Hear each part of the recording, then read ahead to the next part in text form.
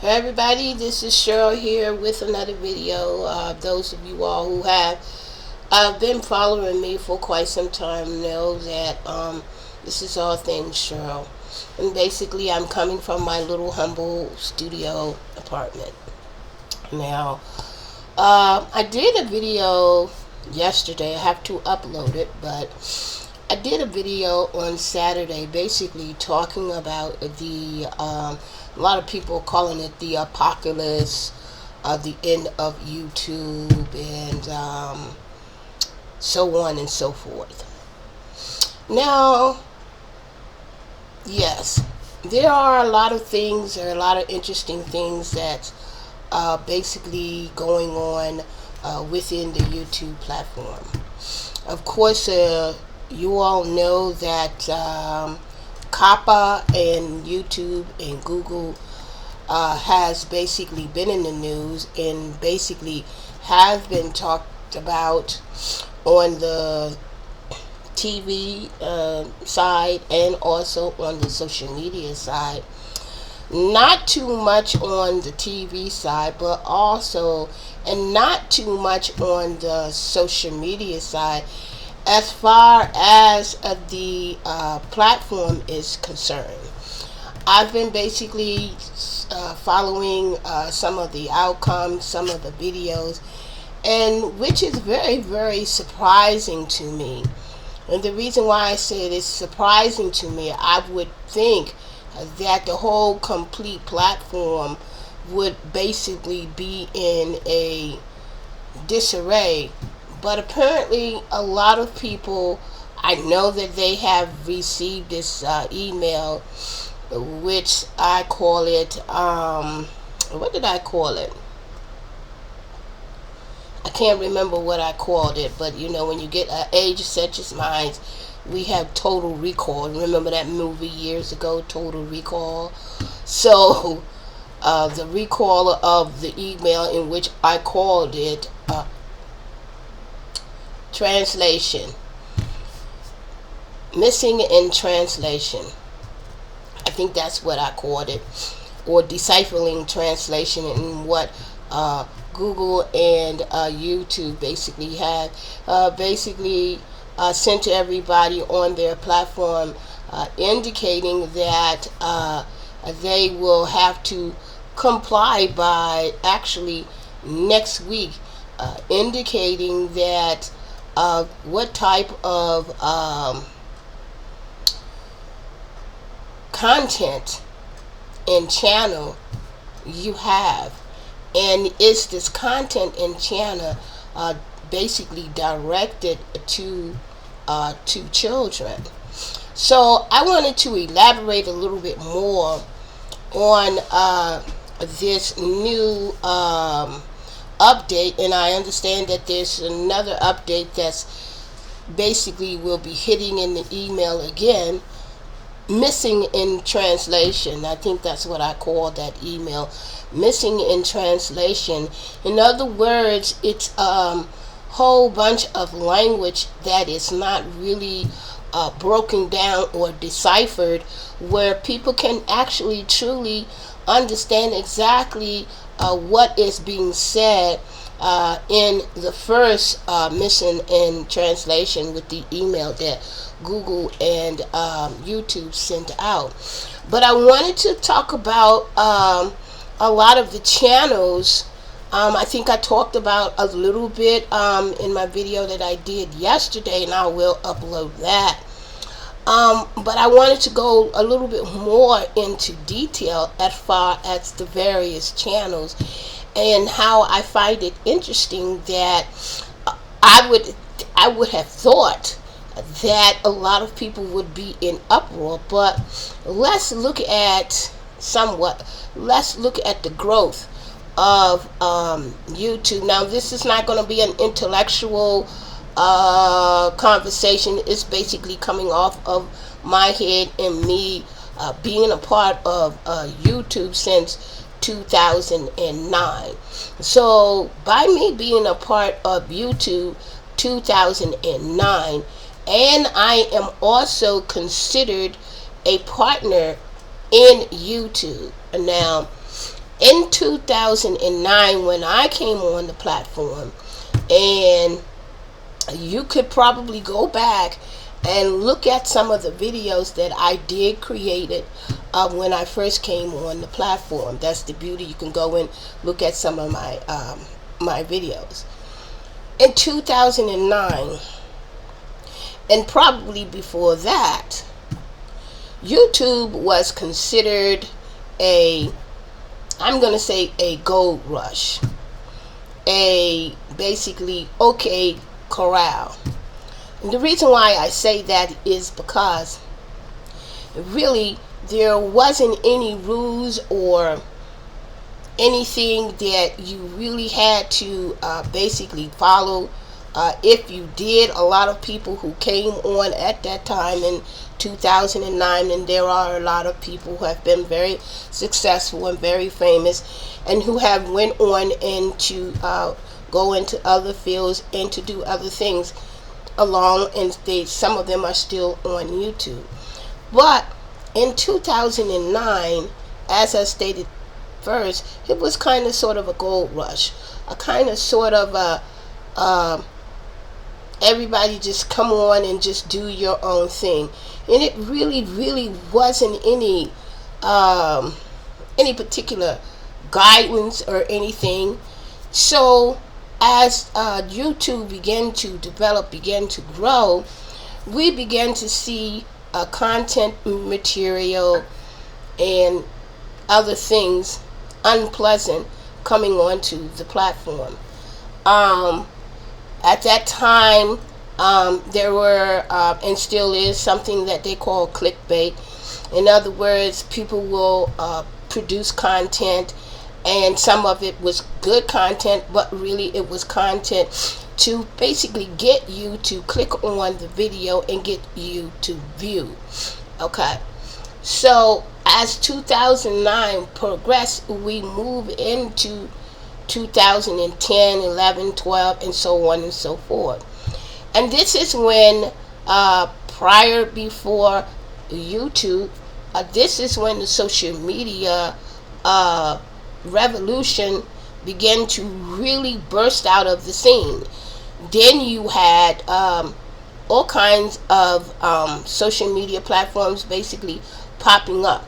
But YouTube was, I believe, and I could be wrong, YouTube might have been the only social platform that allowed people to basically load up their videos, and you can basically peer and peek into the lives of bloggers. And this is also when blogging began to move within the social media platform. Now, the reason why I said this is because I'm retired. I'm 60, so therefore I saw, and I'm still seeing a lot of things developing. Now, when the bloggers basically hopped on the scene, and that was basically the news media before they moved into what we have now, specifically on YouTube, bloggers who blog about what's going on in the world. And blogging was something that they said that it was not going to really be around that long. It's because it was no substance. It had no meat to it. It was a fad. It's the same thing as they said in the hip hop industry. They did not think, or rapping, that it would not last that long. But here we are today in 2019, and we have a bit of a snafu. When I say we have a bit of a snafu, these particular social media platforms, and at the time, yes, there was a YouTube, but there was also a MySpace. There was also a Black Planet. I believe that Facebook was basically hopping on the scene. I believe that Twitter was coming into existence. So this was the revolution, and this was the gold rush. and this was the move in the media platform, the digital world, the digital, excuse me, the digital life. And so now, here we are, 2019, and we have, but prior, before then, we had a little bit of a snafu again. I can't really think about it, so I'm not, I'm just gonna go ahead. So we had a little bit of a snafu again. We had companies who basically net neutrality. That's what I'm saying. Total recall. Remember, net neutrality was up for debate again with the FCT, the Federal Trade Commission. Net neutrality basically hit the scene, I think around 2007. No, net neutrality, no, around, maybe, I would say, don't quote me, I would say maybe last year or year before last. What was this? This is 2019. So I'm going to say net neutrality hit the social media, hit the platforms again. And with this net neutrality and with the Federal Trade Commission, and I don't know whether or not the Federal Trade Commission has something to do with the net neutrality issue. And that net neutrality was that, in somewhat, they wanted to allow certain companies, certain organizations to be able to slow down the speed in the way that individuals, you and other people, myself, how they would receive their internet. Now we know with net neutrality, it is the slowing and the speeding in which way the internet is basically moving, right? The way it's moving, whether or not if you're moving at a high rate or whether or not if you're moving at a low rate, it is the speed of the internet. Now, those of you all who remember when the internet was just coming on board, and Windows, Bill Gates would have these commercials, would basically tell you that the future is about to arrive. And I forgot what they used to call it. I think they used to say, "Are you ready for the internet?" So and so. Those of you all who remember this would remember, I think it was the speed of the highway or something, to a whole new frontier. And with that whole new frontier, they were basically talking about the internet. This is where the net neutrality comes into force, the speed of it. And now, as we move into this dynamic with this social media platform, digital age, and trust and believe it is not going to go anywhere. It is here to stay. And even though those of us who are in our 60s and 40s, I'm going to more say 60s and 40s, and I'm going to say the baby boomers and the millennials who are basically following us. I mean, we're the baby boomers, and then the millennials come. They basically want things to kind of stay the way they were back in the 60s and back in the 70s. And maybe partially in the 80s, but I'm here to say that's not going to happen. Okay, so how is this fitting into the Federal Trade Commission and YouTube and Google? Okay, so we know that at one time, Google, I believe, don't quote me if I'm wrong, was a separate entity into, or was it Google bought YouTube, or YouTube bought Google? Okay, but we know the two are mothers and fathers, let's put it that way. And so they began to basically move and develop, and they developed this thing, this phenomenon that now has everybody want to be a part of the YouTube and the Google crave. Now we know that those of us who basically been on this particular platform, the YouTube platform and the Google platform for some time, knew that it was growing. And the way it was growing is because we started seeing all types of channels and characters, and they began to basically make a name for themselves. That's when videos coming from YouTube and Google was beginning to have this name on itself, calling viral. And so we began to have a community where they had this addiction, and we still do have this addiction where everybody wants to be a video photographer, whatever you call that, a video person. It will come to me. Remember, Total Recall. And so we have this phenomenon. Now we have people, and I'm going to say people, companies, NBC, CBS, ABC, and all of these companies was kind of laughing and making jokes about this small company called YouTube, and basically they have people who are loading up videos and who are sharing their lives online. Now, before they begin to share their lives online, the thing called streaming, live streaming, was nowhere, but it was somewhere in the back of some brainiac, some genius, who came up with the idea of, let's do some streaming, let's do some live streaming. So when our creators, and I'm talking about YouTube and Google, decided they want to stream their lives and stream it loud, that they can do so. Okay, so we have the live streaming now, right?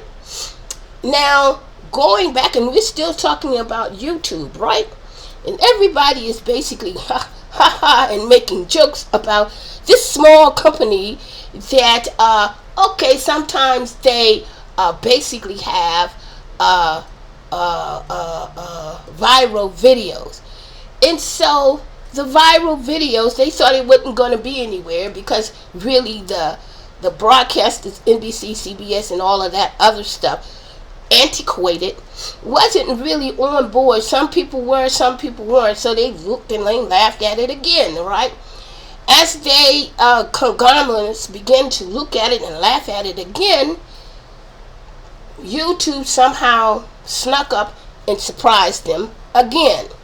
Now, they surprised them again when people started becoming a part of the community and started to subscribe to the various content makers, to the various channels.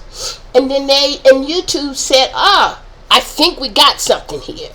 So we have millions and millions of people now who are logging on to YouTube, and they're beginning to look at more videos. Now, what really started popping off, really stopped popping off, is that's when music videos has always been a part of generations, and I'm going to say certain generations, and I'm going to go back to the 60, the 70, and so on and forth. And so YouTube started having artists coming to YouTube to basically do their music videos. So YouTube said, we got something here. So that's when the teenagers and myself and other generations began to pop onto YouTube to see their favorite artists, right? And so they noticed that the people were basically who were seeing their favorite artists will keep coming back. And so YouTube said, aha, we got something here. And so this is where we are landing up with the FTC, the Federal Trade Commission, and Coppa. YouTube began to notice that they had children under the age of 13, under the age of 12, popping onto the channel, popping onto the platform. And YouTube said, aha, we definitely got something here. We got something here. Where am I going with all of this? I'm going with that basically, the community and the world really thought that this small company was not going to be around that long.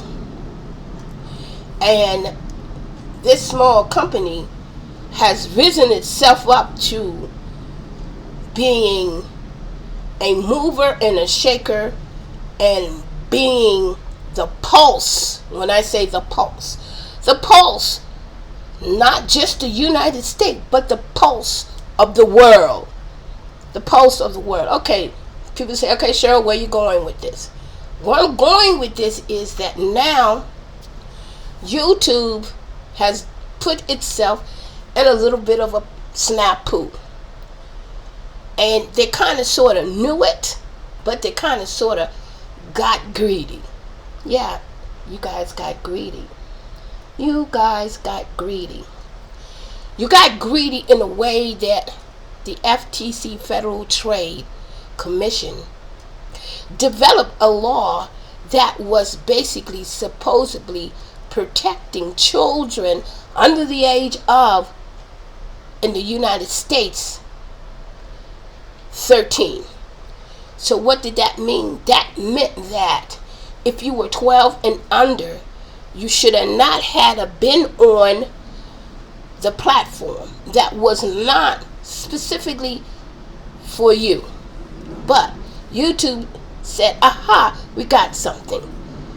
And what they got a bunch of children, not only children, but a bunch of adults who came onto the platform, who basically started to develop material and content that was basically attracting children under the age of 13. Therefore, YouTube and Google and all their subsidiaries and all of their sponsors and all of the companies were flocking to YouTube because they needed eyes on ads.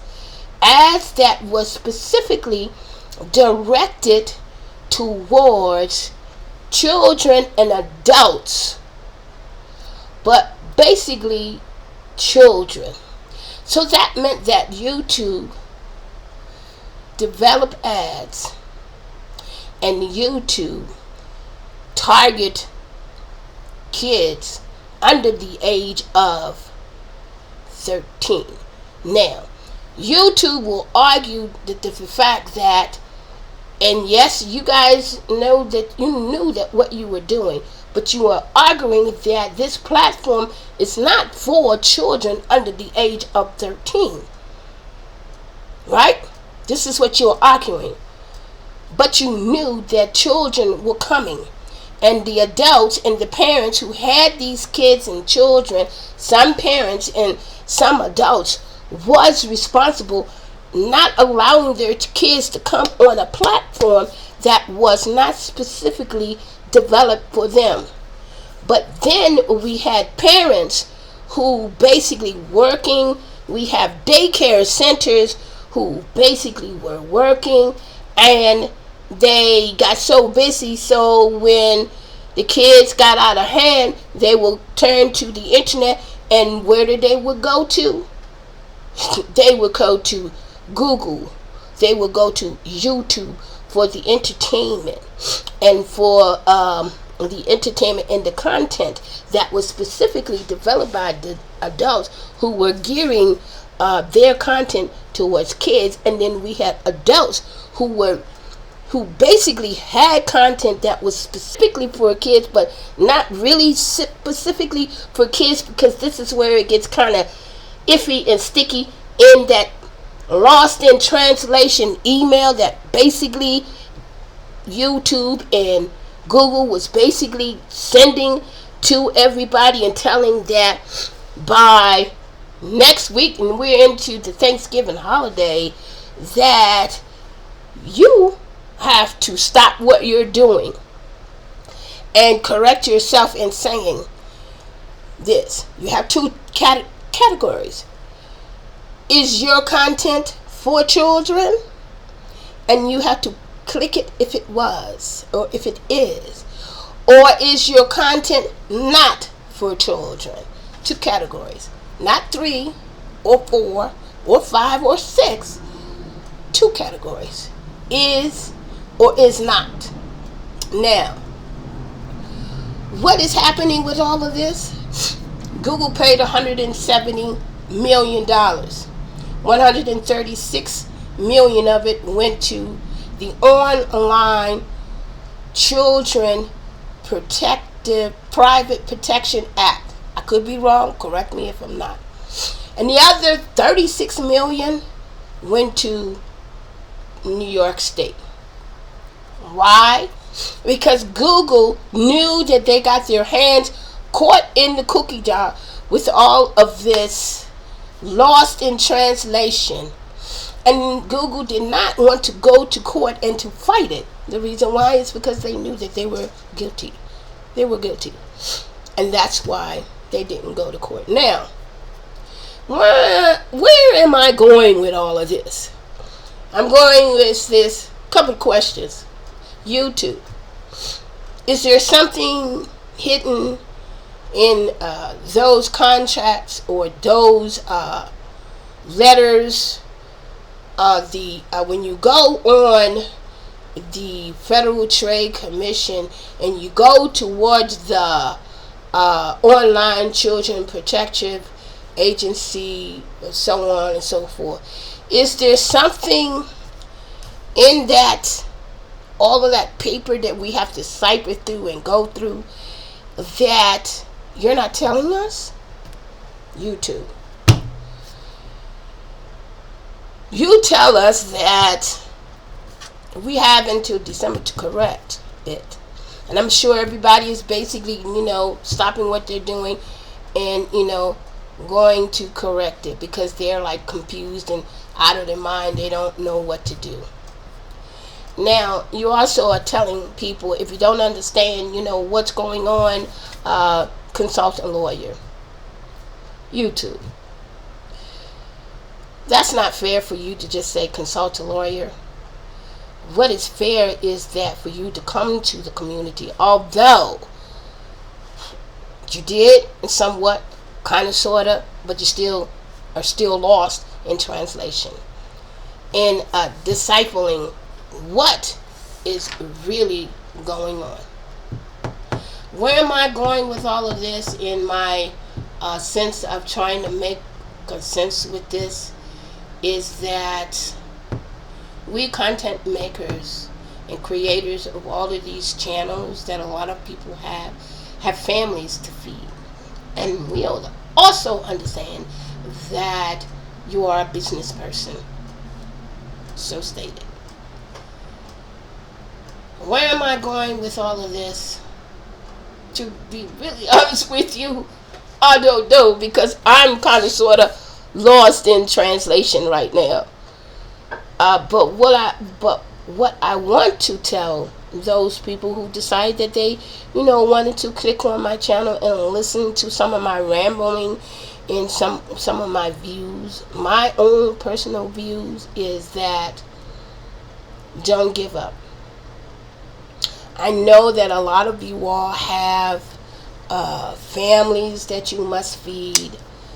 I know that a lot of you all have probably just bought a house.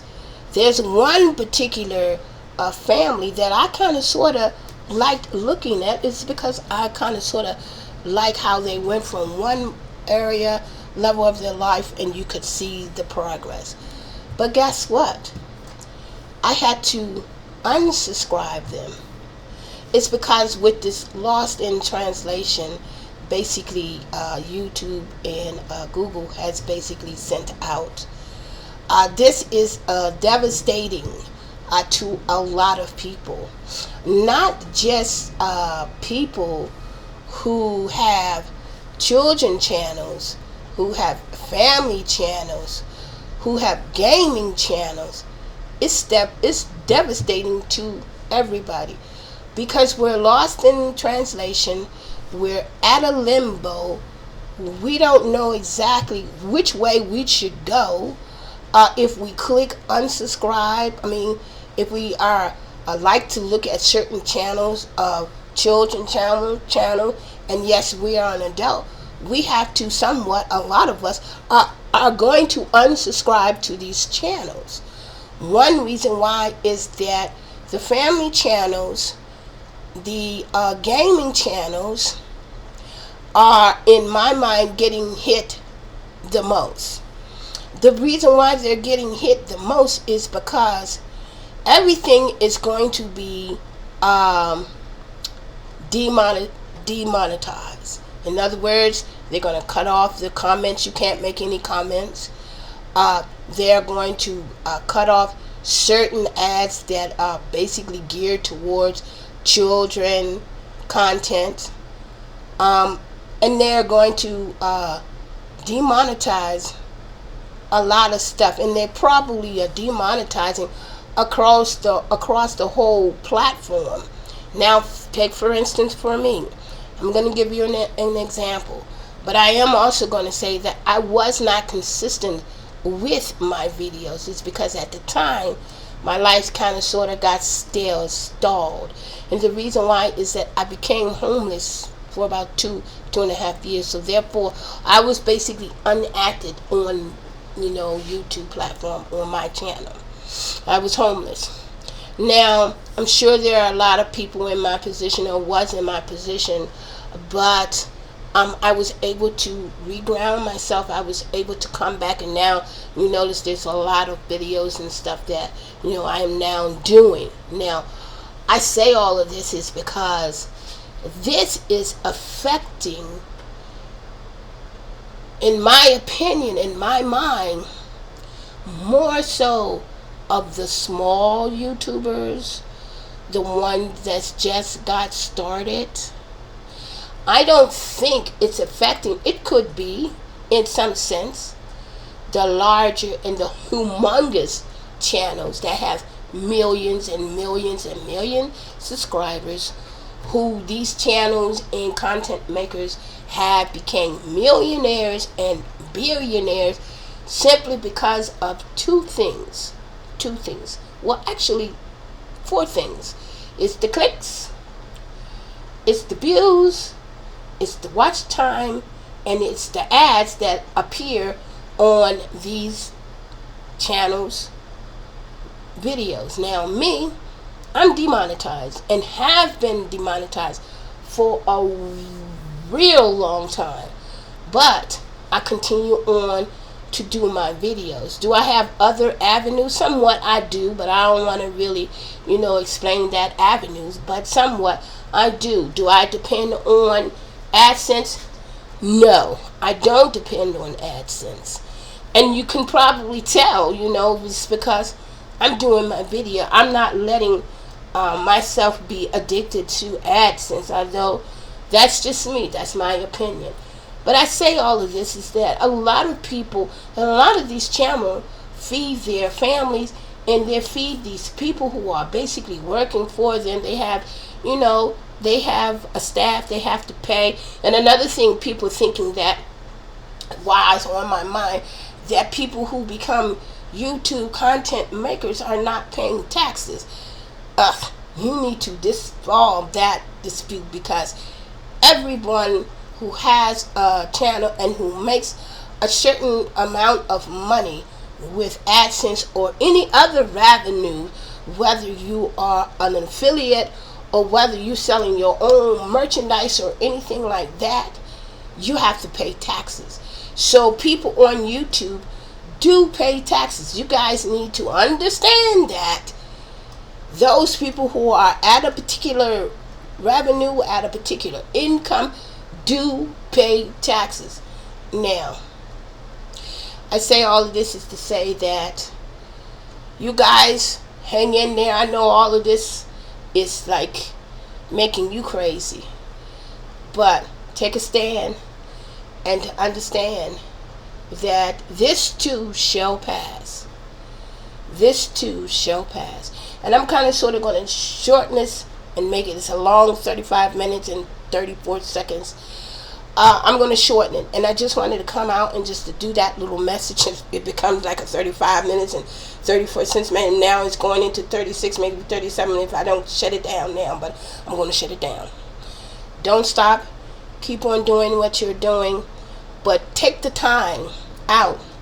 Unfortunately, it's the Thanksgiving weekend, and we have until next week to comply. Otherwise, if you don't, by January, YouTube will basically go in and category all of your videos in a category 1 or 2, or maybe they might come out with something else with another lost in translation email. But if you don't do it, they're going to do it for you. So while you are home, or if you go visit your family, but the beauty of the internet where it is that you can go anywhere. You can take your cell phone, you can take your laptop, you can take your tablet and get this done. Categorize those videos correctly. Make sure that you do what you gotta do. Take that chicken leg, take that meatloaf, take that mashed potatoes, take that favorite lemon pie or lemon meringue, sweet potato pumpkin, and go into that work area and get it done. Till the next time. Oh, and by the way, I have 136 subscriber. Hey, be number 37, or is it 134? I'm not really quite sure, but hey, do you, and also help me. Until the next time. This is Cheryl, and sometimes I will say all things Cheryl, but this is Cheryl. Take care, and remember, love is for everyone. It's for you too. And let's be kind, let's be humble. I know right now you're saying, Cheryl, you're talking about let's be kind. How can you be kind when I got all this going on in my mind? But still, be kind, and you'll be surprised as to what will happen and what can happen. Till the next time, peace and love is for everyone. And hey, take that turkey, giblets, mashed potatoes, gravy into that workstation and get it done. Peace.